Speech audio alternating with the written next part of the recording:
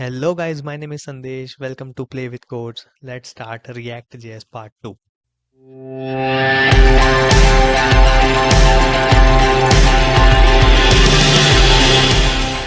तो आज की इस वीडियो में हम लोग बनाने वाले हैं रिएक्ट की एक basic front end website with the help of react packages. React official site ने कुछ पैकेजेस लॉन्च किए हैं जिससे ये एक बेसिक स्ट्रक्चर क्रिएट करके दे देगा आपके वीएस कोड में। फिर आप लोग उसको रेंडर कर सकते हो अपने ब्राउजर में। मैं आप लोगों को करके दिखाता हूँ सीधा। तो आप लोग क्या करो, सिंपली एक ब्राउजर में जाओ, अपना रिएक्ट ऐप ये वाली साइट पर आ जाओ। मैं आप लोग को उसका लिंक डिस्क्रिप्शन में दे दूंगा, नहीं तो आप लोग सिंपली इसे क्रिएट रिएक्ट ऐप यहाँ पे सर्च भी कर सकते हो। Create React app. ओके।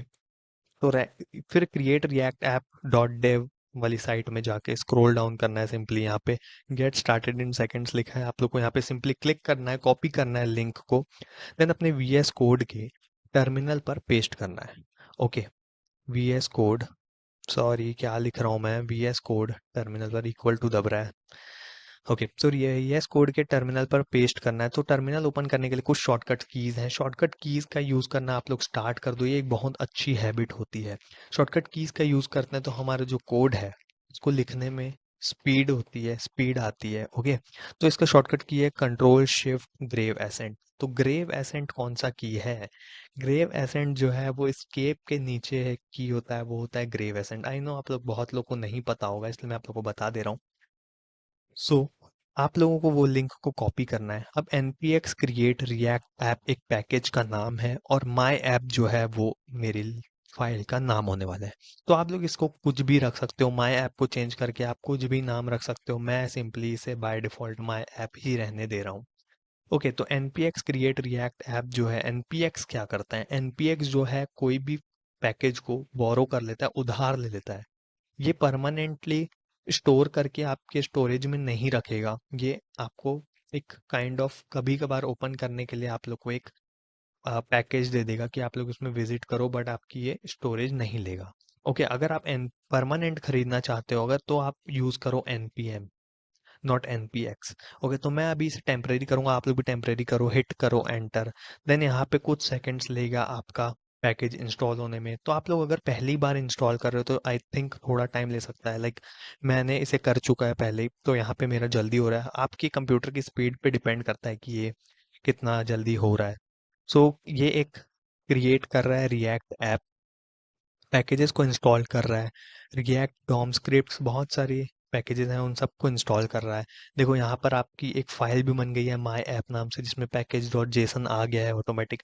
मैं पूरा फाइल स्ट्रक्चर आप लोगों को बताने वाला हूँ, तो बिल्कुल घबराने वाली कोई बात नहीं है। मैं आप लोग हर चीज़ इन डिटेल में बताऊंगा, जैसे कि आप लोग पूरा प्योर बिगनर से लेके एडवांस लेवल तक रिएक्ट को इस पूरे ट्यूटोरियल में सीख सकते हो। तो अगर आप लोगों ने मेरा पिछला वीडियो नहीं देखा है, इंट्रोडक्शन टू रिएक्ट जेएस, तो उसको भी जरूर जाके चेकआउट कर लेना। वो एक इंट्रोडक्टिव वीडियो है, इंफॉर्मेटिव वीडियो है रिएक्ट के ऊपर, जिसमें मैं आप लोगों को रिएक्ट क्या होता है, कैसे काम करता है, और साथ ही साथ उसके इंस्टॉलेशंस भी बताया हूँ। तो उस वीडियो को आप लोग चेकआउट कर लेना, उसका लिंक भी मैं डिस्क्रिप्शन में दे दूंगा।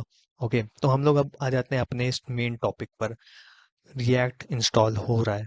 ओके। रिएक्ट इंस्टॉल होने के बाद मैं मिलता हूँ आपसे। तो आप लोगों के पैकेजेस इंस्टॉल होने के बाद कुछ ऐसा दिख रहा होगा। यहाँ पर एक फाइल क्रिएट हो गई है माई ऐप नाम से, और इस फाइल के अंदर बहुत सारे पैकेजेस हैं, node modules, public, SRC, git ignore. तो आप लोग इन सब चीज़ों को देख के बिल्कुल भी डरना मत कि ये सब क्या है। सो मैं इन सब चीज़ों को, बेसिकली इसको फाइल स्ट्रक्चर बोलते हैं, इसको मैं एकदम डिटेल में और अच्छे से बताने वाला हूँ इस वीडियो में। सो उससे पहले हम लोग यहाँ पर आ जाते हैं। क्या लिखा है यहाँ पे? We suggest that you being begin by typing cd my app then npm start।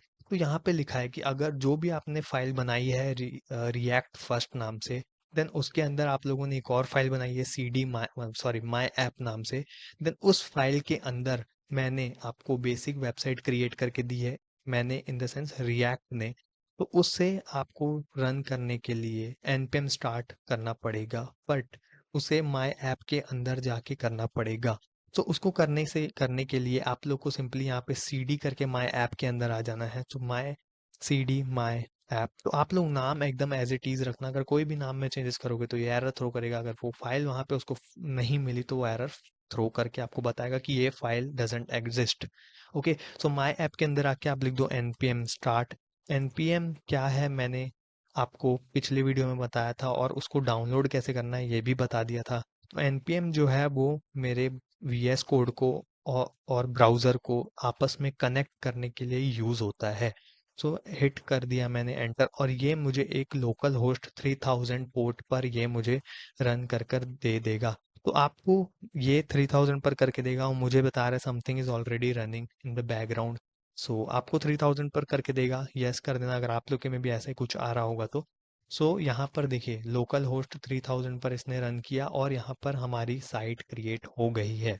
So congratulation guys, अगर आप लोगों ने भी एकदम इजी तरीके से ऐसी साइट क्रिएट की है तो मैं आप लोगों के लिए एक पार्टी पॉपर फोड़ देता हूँ।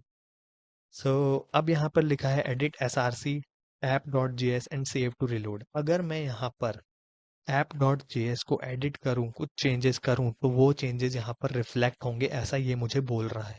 तो मैं करके देख लेता हूँ ना कि हो क्या रहा है, क्या चेंजेस करूंगा जो होगा। तो आप लोग सिंपली src पर जाना है, app.js पे जाना है और यहाँ पर जो लर्न रिएक्ट लिखा है उसे लिखना है। यहाँ पे कुछ भी लिख सकते हो, यहाँ पे मैं लिख देता हूँ प्ले विथ कोड्स। ये मेरा यूट्यूब चैनल है गाइस। तो मैं कंपाइल लाइक कंट्रोल सेव किया तो ये कंपाइल हो रहा है। यहाँ पर ये कंपाइल हो चुका है। देन यहाँ पे कुछ एरर्स भी आ रहे थे तो आप उसको बिल्कुल इग्नोर कर सकते हो, बट वो एरर्स क्यों आ रहे थे मैं आपको अच्छे से बता दूंगा। एरर्स नहीं है एक्चुअली, वो वार्निंग्स हैं। ओके। सो यहाँ पर देखो, यहाँ आ गया प्ले विथ कोड्स। जो मैंने चेंजेस किए वो चेंजेस यहाँ पर रिफ्लेक्ट हो रहे हैं। अब मुझे आगे बढ़ना है, फाइल स्ट्रक्चर कैसे होता है क्या होता है मैं आपको बता देता हूँ।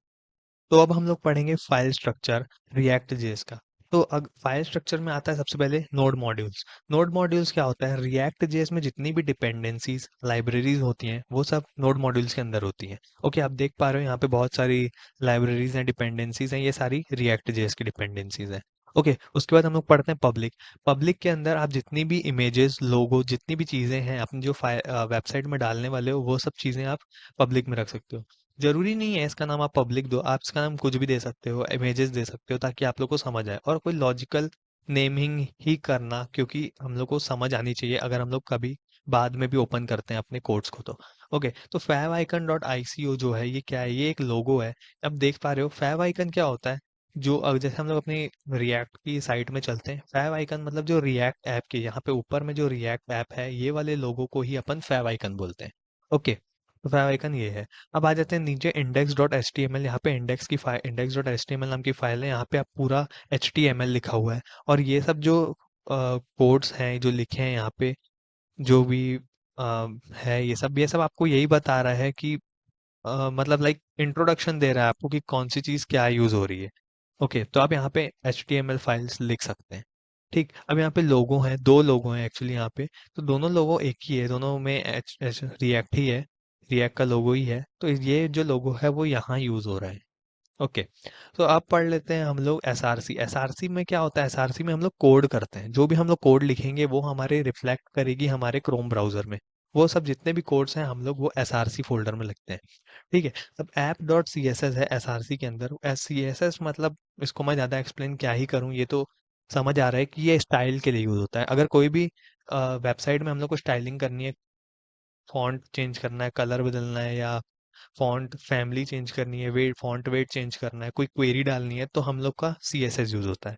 ओके, अब ऐप डॉट जेएस क्या होता है। अभी इस ऐप डॉट जेएस के ही अंदर हम लोग कोड्स लिखते हैं अपने, जो कि हमारे क्रोम ब्राउजर में शो करते हैं। जैसे हम लोगों ने पहले लिखा था लर्न, लिखा था यहाँ पे, तो हम लोग प्ले विथ कोड्स लिख दिया। तो ये जो है हमारा रिएक्ट की साइट में प्ले विथ कोड्स आ गया था। ओके, तो हम लोग ऐप डॉट जेएस के अंदर ही सारे कोड्स लिखते हैं। ठीक है। अब app dot test dot JS क्या होता है। अब आप लोग ध्यान से सुनना, अगर कोई भी डेवलपर अपने स्क्रिप्ट लिख के आता है तो वो जो भी स्क्रिप्ट लिखा है उसको टेस्ट करने के लिए वो app dot test dot JS में लिख के अपने कोड्स को टेस्ट कर सकता है। तो ये यूज होता है टेस्ट डॉट जेएस का। ओके, अब यहाँ पे index dot C S S, वही स्टाइलिंग के लिए यूज होता है index dot C S S. Index dot JS, अब इंडेक्स डॉट जेएस और ऐप डॉट जेएस दोनों आपस में सिंक है। देखो यहाँ पे ऐप डॉट जेएस की टैगलाइन है, इसका मतलब अगर मैं यहाँ पे आता हूँ कंट्रोल एंड क्लिक करूंगा तो ये ऐप डॉट जेएस में मेरे को थ्रो कर देगा। ओके, तो ये क्या करता है, हम लोग जो भी इसमें चेंजेस कर रहे हैं हम लोग इसी ऐप डॉट जेएस को इंडेक्स डॉट जेएस में इंपोर्ट कर रहे हैं और फिर ये रेंडर हो रहा है क्रोम ब्राउजर में। ओके, अब मैं ये सिर्फ चीज़ें आपको इन डिटेल बताऊंगा। एक कंपोनेंट नाम का एक वीडियो आने वाला है इस चैनल पर, जिसमें आपको ये सब चीज़ें अच्छे से क्लियर हो जाएंगी। अब यहाँ पे आप लोगों को दिख रहा होगा React DOM, create root, document, get element by ID, strict mode. ये सब चीज़ें देख के आप लोग बिल्कुल भी डरो मत। मैं आप लोगों को इन सब चीज़ों का एकदम डिटेल में एक्सप्लेन करूंगा। इन सब चीज़ों के लिए मैं बैठा हूँ। ओके। अब यहाँ पे आ जाता है लोगो डॉट एसवीजी। यहाँ पे एक लोगो है, जो भी होगा एक लोगो कोई भी। ओके। अब यहाँ पे आते हैं गिट इग्नोर। गिट इग्नोर क्या होता है? अगर हम लोग कोई भी प्रोजेक्ट बनाते हैं और उसको गिटहब में डालते हैं, तो जो फाइल्स रह जाती हैं, जो फाइल्स गिटहब में नहीं जाती हैं, जो इग्नोर हो जाती हैं बेसिकली, वो सारी गिट इग्नोर पर आ जाती हैं। ठीक है। अब package log dot JSON, package log dot JSON समझने से पहले हम लोग पैकेज डॉट जेसन समझ लेते हैं। पैकेज डॉट जेसन क्या होता है? जितनी भी रिएक्ट की डिपेंडेंसीज या लाइब्रेरीज हैं, उन सब के जितने भी वर्जन्स हैं वो सारे पैकेज डॉट जेसन में शो होते हैं। लाइक यहाँ पे रिएक्ट का कौन सा वर्जन है? 18.3.1। हो सकता है आप ये वीडियो बाद में देख रहे होगे तो आप लोग का 18, 19, 20 कोई भी वर्जन चल सकता है, तो बिल्कुल उसमें कोई डिफरेंस नहीं आने वाला है। ओके। तो यहाँ पे कुछ चेंजेस आ जाएंगे रिएक्ट के वर्जन में। तो इन शॉर्ट जितनी भी डिपेंडेंसीज के वर्जन है वो सारे पैकेज डॉट जेसन में रहते हैं। आप यहाँ से आके चेक कर सकते हो। ओके। अब पैकेज लॉग डॉट जेसन जो है वो हमारा पैकेज डॉट जेसन को स्टोर करता है अपने लॉग डॉट जेसन में। ओके। समझ आया? पैकेज लॉग जेसन को पैकेज डॉट जेसन होल्ड करता है। ठीक। अब रीडमी डॉट एमडी, मतलब ये तो नाम से ही समझ आ रहा है, इसमें इंट्रोडक्शन रहता है कि कौन सी चीज़ कैसे काम कर रही है, क्या यूज़ हो रहा है। ओके। सो ये सब चीज़ें हम लोग इसमें पढ़ सकते हैं रीडमी डॉट एमडी में। ठीक है। अब आ जाते हैं हम लोग ऐप डॉट जेएस में वापस अपने। आप लोग यहाँ पे चेंजेस करोगे तो आप लोग को ऑब्वियसली रिफ्लेक्ट होंगे। और अगर आप लोग वो पूरा हटाना चाहते हो ये लोगो, एंड आपको न्यू स्टार्ट करना है, तो आप लोग क्या करो, सिंपली डिव से लेके ये डिव तक पूरा हटा दो। ओके। एंड ये वाला ब्रैकेट भी, रिटर्न भी। ओके। यहाँ पे मैं रिटर्न लिख देता हूँ खुद से। एंड देन यहाँ पे मैं कोड करना स्टार्ट करता हूँ। H1 is used for like heading, you know very well. अगर नहीं पता हो तो मैं बता दे रहा हूँ, H1 जो है वो हेडिंग के लिए यूज होता है। यहाँ पे आप लोग देख सकते हो हेलो वर्ल्ड। ओके। तो यहाँ पे अब देखना ये क्या करेगा, जितना भी उस टाइम रिएक्ट का लोगो था वो जो मूव कर रहा था वो हट के हमारा नॉर्मली हेलो वर्ल्ड प्रिंट कर देगा। आपको सिंपली क्या करना है, अपने टर्मिनल पे जाके यहाँ पे सी डी माई ऐप के अंदर जाके npm स्टार्ट कर देना है। मैंने बंद कर दिया था टर्मिनल। देन अगर आपका ही बंद हो गया तो आप लोग सेम वही प्रोसीजर जाके यूज़ कर सकते हो, एंड इसको वापस स्टार्ट कर सकते हैं। वापस स्टार्ट करने का सिंपल कोड है npm स्टार्ट। ओके। सो मैंने हेलो वर्ल्ड लिखा तो आप लोग देख सकते हो यहाँ पे एक हेलो वर्ल्ड प्रोग्राम प्रिंट हो गया।